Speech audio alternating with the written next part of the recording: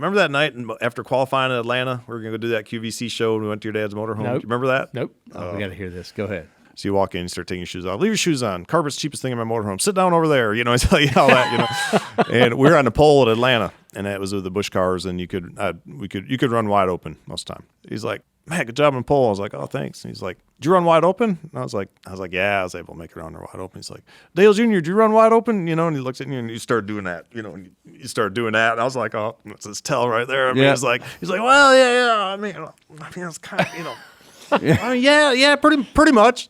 He's like, well, did you run wide open or not? And you're like, yeah, I mean, you're doing all that stuff that you do. And he stops you and he looks right at you. He goes, did you run wide open or not? And you're like, well, no, I didn't quite make it through one and two wide open. Well, that's why now you're not on a pole. And he started chewing your butt about that. That's why you weren't on a pole, because you couldn't hold it wide open or whatever. Yeah. And I was like, all right, how about those Packers? Yeah. Change the subject real quick. Awkward.